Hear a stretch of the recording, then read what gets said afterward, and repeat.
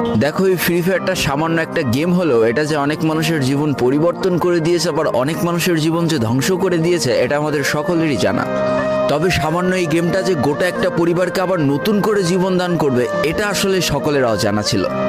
হ্যাঁ বন্ধুরা, আজকের গল্পটি এমনই একটা পরিবারকে নিয়ে যারা এই ফ্রি ফায়ার গেমটাকে একেবারেই সহ্য করতে পারতো না, বরং তাদের সন্তান যখন এই গেমটা খেলতো তারা আরো উল্টো বকাবকি করতো।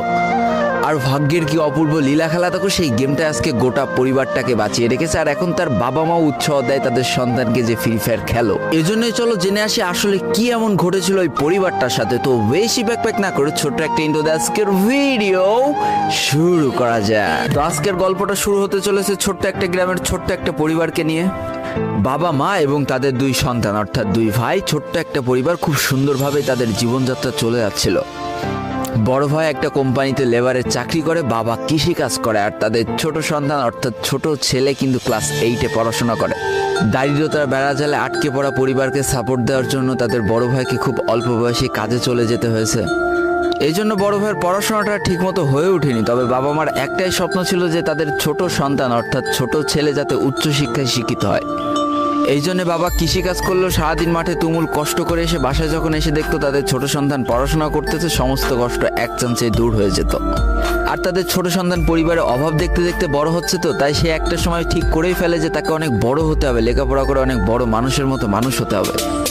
আর ঠিক এমনটাই হতে থাকে। তাদের ছোট ছেলে খুব ভালো রেজাল্টও করতে থাকে, প্রত্যেক ক্লাসে টপ হতেও থাকে। তবে তার একটা বদ অভ্যাস ছিল, সেটা হচ্ছে ফ্রি ফায়ার গেম খেলা।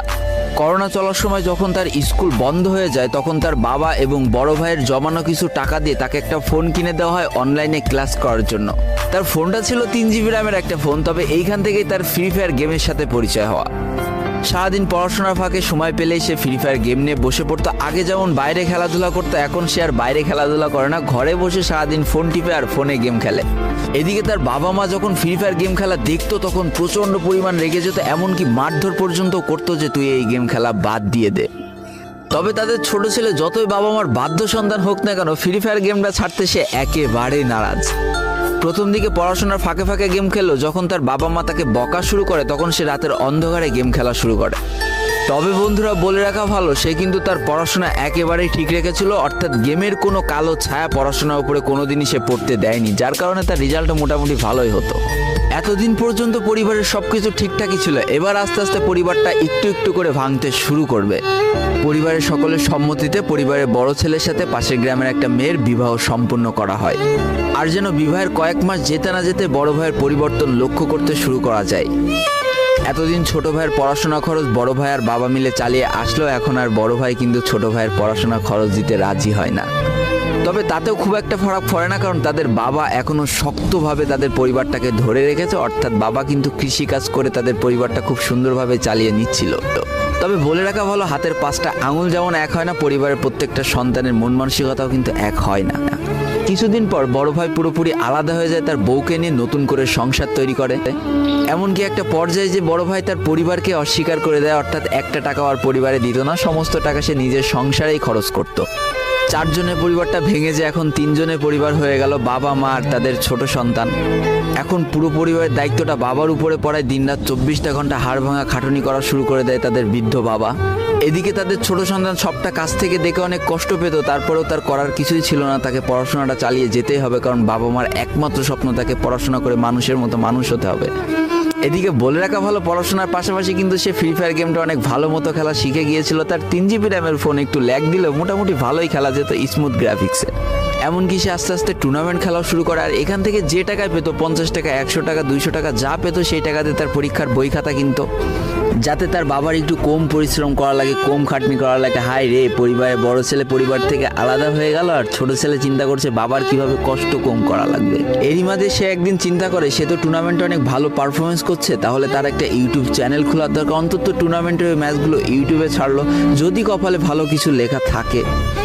এমনই একদিন তার একটা টুর্নামেন্ট চলছিল, সে বারান্দায় বসে বসে টুর্নামেন্টটা খেলছিল। আর ঠিক সেই সময় তার বাবা হাড় ভাঙা খাটুনি করে মাঠ থেকে কেবলই বাসায় ঢুকছিল। এমন সময় তার ছেলের পড়াশোনা বাদ দিয়ে গেম খেলা দেখে বাবা প্রচণ্ড পরিমাণ রেগে যায়, আর ফোনটা ধরে একটা আছাড় মেরে দেয়, যার কারণে তার ডিসপ্লেটা ফেটে যায়। সেই দিন সে ভাঙা ফোনটা আঁকড়ে ধরে অঝরে কেঁদেছিল, তার সমস্ত স্বপ্ন যেন এক নিমিষেই শেষ হয়ে গিয়েছিল। তারপরে সে স্কুলে যাওয়ার জন্য যে টাকা পেতো সেই টাকাগুলো জমিয়ে জমে একটা সময় তার ফোনের ডিসপ্লেটা ঠিক করে, আর ডিসপ্লে ঠিক করতে 1500 টাকা লেগেছিল, আর সময় লেগেছিল প্রায় 4.5 মাস। আর এই 4.5 মাসে সেই ইউটিউব চ্যানেলে যে জিমেলটা ছিল সেই জিমেলটাও সে ভুলে যায়, অর্থাৎ তার ইউটিউব চ্যানেলটাও নষ্ট হয়ে যায়। কিন্তু পরিবারের ছোট সন্তানরা একটু ঘাটতারা হয়, কোনোভাবে কোনো কিছুতে হার মানতে রাজি হয় না, যেমন আমি। তাই সে আবারও ফ্রি ফায়ার খেলা শুরু করে, আবারও নতুন করে ইউটিউব চ্যানেল খোলা শুরু করে। সব কিছু মোটামুটি ঠিকই চলছিল, পড়াশোনাও সে আগের মতোই চলতেছে, এইদিকে টুর্নামেন্টও চলতেছে, এইদিকে ইউটিউবে আস্তে আস্তে তার সাবস্ক্রাইবারও বাড়া শুরু করে, একটা দুইটা এমন করতে করতে। কিন্তু হঠাৎ করে তাদের পরিবারটা জীবনের সব থেকে বড় একটা ধাক্কা খায়। যেহেতু তাদের বাবা কৃষিকাজ করে তাদের পরিবার চালাতে হিমশিম খাচ্ছিল, পরিবারের এত প্রেশার, 24 ঘন্টা হাড় ভাঙা খাটুনি করতে করতে একটা দিন হঠাৎ করে উনি প্যারালাইসিস হয়ে যায়। তার ডান পাশের হাত এবং পা পড়ে যায়, যার কারণে সে একেবারে অক্ষম হয়ে পড়ে। আর এটাই ছিল তাদের পরিবারের সব থেকে বড় কালো অধ্যায়। তবে সব থেকে কষ্টের ব্যাপার কি ছিল জানো? পরিবারের এত খারাপ সময়ও তাদের বড় ভাই কিন্তু তাদের পাশে এসে দাঁড়ায় না। এবার শুরু হয় তাদের পরিবারের আসল কষ্ট। না ছোট ছেলের পড়ার টাকা আছে, না বাবার ওষুধ কেনার টাকা আছে, না তাদের 3 বেলা ঠিক মতো খাবার টাকা আছে। কি আর করবে, পরিবারে এই অসহায় অবস্থা দেখে না খেয়ে তো মরা যায় না, তাই তাদের মা লোকের বাসায় কাজ করা শুরু করে দেয়। কিন্তু কাজ করে 3 বেলা খাবার জোটানো গেলেও বাবার ওষুধ আর সন্তানের পড়াশোনার খরচ চালাইতে হিমশিম খাচ্ছিল তাদের মা। ঠিক এই সময়টায় পরিবারের ছোট ছেলে সারাদিন চিন্তা করতে থাকে যে আসলে তার কি করা উচিত, কি করলে পরিবারের সবাই ভালো থাকবে, কি করলে বাবার ওষুধ কেনার টাকা সে জোগাড় করতে পারবে, কি করলে বাবা মার স্বপ্ন পূরণের জন্য সে পড়াশোনা করতে পারবে। তার সামনে শুধু একটা অপশনে খোলা ছিল, সেটা হচ্ছে ফ্রি ফায়ার গেমটা। কি আর করবে, সারাদিন সে পড়াশোনা করতো আর সারা রাত ফ্রি ফায়ার গেম খেলে খেলে ভিডিও আপলোড করা শুরু করে ইউটিউবে। তোমরা শুনলে অবাক হয়ে যাওয়া, 24টা ঘন্টার মধ্যে সে মাত্র 4.5 ঘন্টা ঘুমাতো। দিনের বেলা স্কুলে থাকতো, স্কুল থেকে এসে সে একটা চার দোকানে কাজ করতো, চার দোকান থেকে বাসায় এসে পড়াশোনা করতো, পড়াশোনার পরে রাত্রেবেলা ফ্রি ফায়ার গেম খেলে ভিডিও আপলোড করতো। সৃষ্টিকর্তা হয়তো তাদের কষ্টটা দেখেছিল, তাই তার বেশি দিন কষ্ট করা লাগেনি। 4.5 মাসের মাথায় তার একটা ভিডিও ভাইরাল হয়ে যায়।